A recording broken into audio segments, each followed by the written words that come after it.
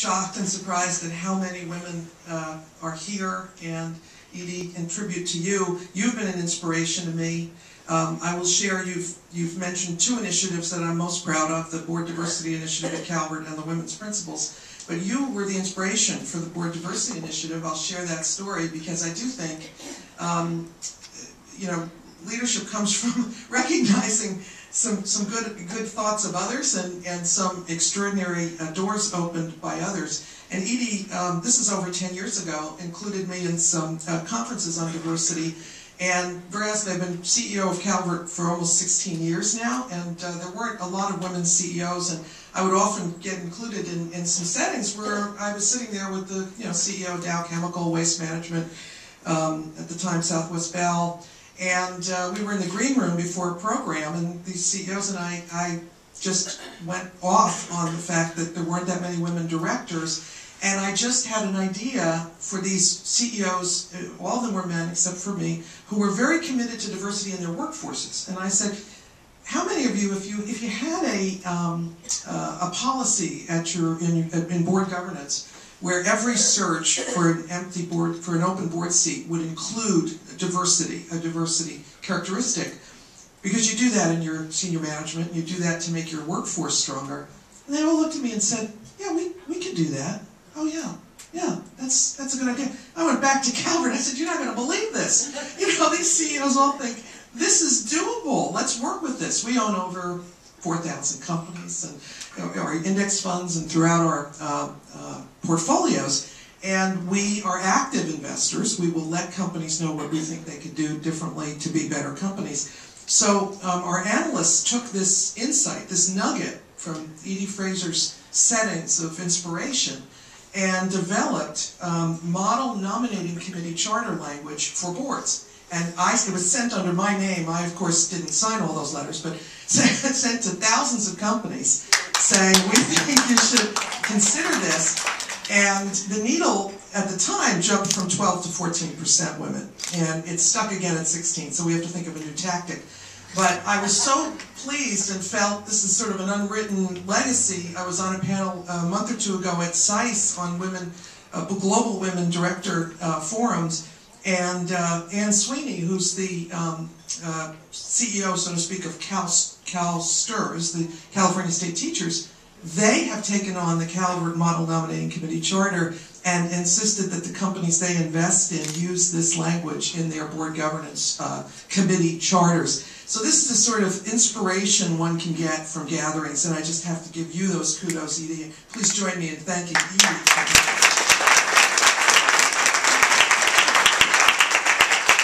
Well, I want to get to the discussion part, which is always fascinating, and to hear, as Dawn said, so many of the other speakers. So I'll just share my take on a career that is nearing 40 years, which is unbelievable. And I think it breaks into three sections. You'll hear, I think, a lot of similar themes, because I just thought Dawn could have given my talk. The first part of my career, I believed business life was a meritocracy. I was a math major. I thought it was all about doing a good job. You do a good job, get a promotion, move ahead. And really for, a decade, that was really the way life worked. And frankly, at the time, I kind of thought that was all there was. I too went to graduate school at night, got into the investment business sideways. Again, these didn't set out to be in the investment business, but loved it. And actually was in the investment business at the time. 401k was discovered, and at the time I was in my 20s, and I said, this is really, I think, a fantastic investment pension program for my generation who likes to control things, so we thought, and developed the first 401k products for the company I was with, because the old dogs didn't want to do it. So, I mean, they didn't want to leave the entrenched, the way, the power path in the time in defined benefit pension plans. And folks thought I was nuts, but that's that chance you take, the risk, might not work. My mentor at the time, and I believe in serial mentors, my mentor at the time said to me, you could fail at this. So, well, yeah, I mean, not that anything worth doing, you could possibly fail at it.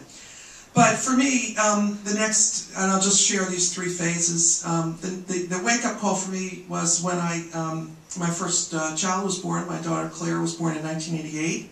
And I thought the world at work should be very happy about this. This was a very exciting development. I was really happy about it. But my boss at the time said that his wife had told him that women who really loved their children stayed home with them. And I laughed. You know, I thought he was kidding. And he wasn't kidding.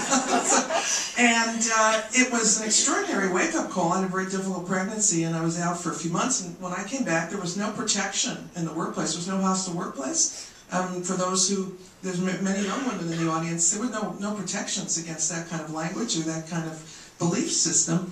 And when I came back, my responsibilities were pared back, and not of my request, and not of my liking. And, you know, I did sort of make some noise at the office, constructive noise, but also realized personally that at that point I had to rethink what it meant. And I think the key thing I realized was it wasn't me. It wasn't me. It was something else was going on. So I call that phase of my career beyond competence. There was a lot going on that had nothing to do with competence. And it was at that moment that I reached out to other women through organizations, joined, became involved in Women's Leadership in Politics, the Women's Campaign Fund, became very involved in the Financial Women's Association of New York, helped develop a program called Beyond Competence, which was developed by women for women about positive politics, managing difficult bosses, I knew that one, managing subversive subordinates, all the stuff that isn't sort of in the mainstream of what you'd call technical abilities or the meritocracy criteria.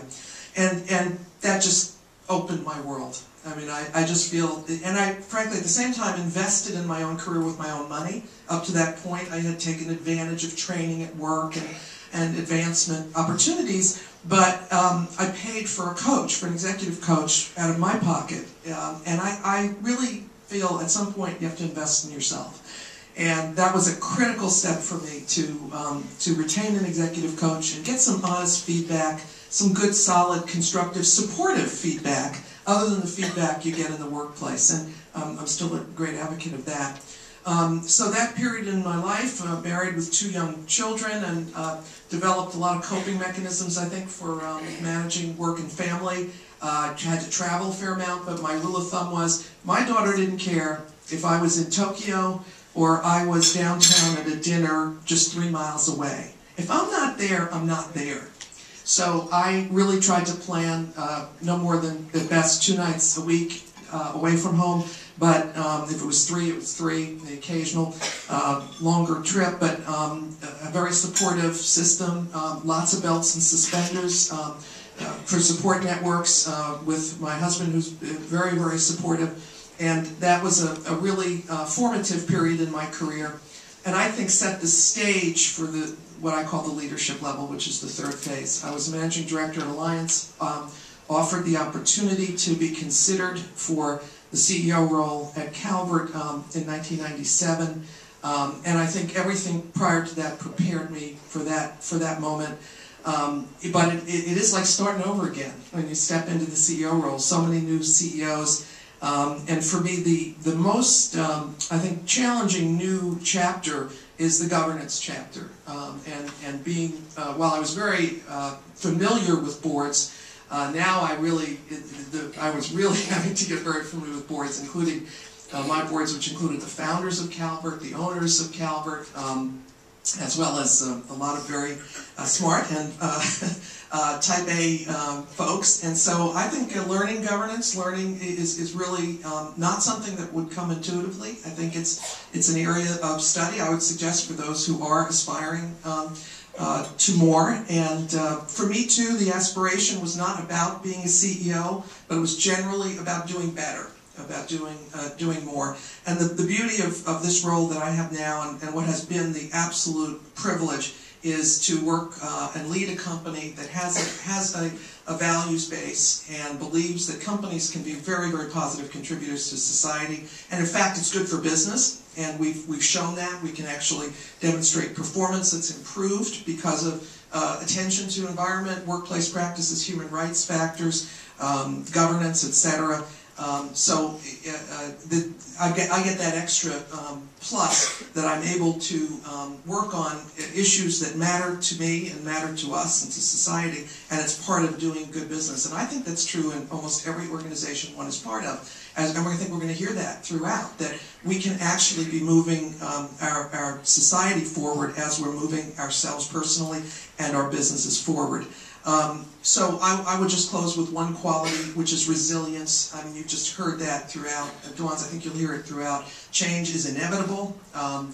Challenges are inevitable, and if every rock on that path is considered a blessing to have that rock, and to know, well, now I got to move that rock, and everyone's different, and if you view it as just that's part of the landscape, and have that resilience to say, I'm going to keep moving forward, that will take you as far as you want to go. So good luck to everyone. Thank you.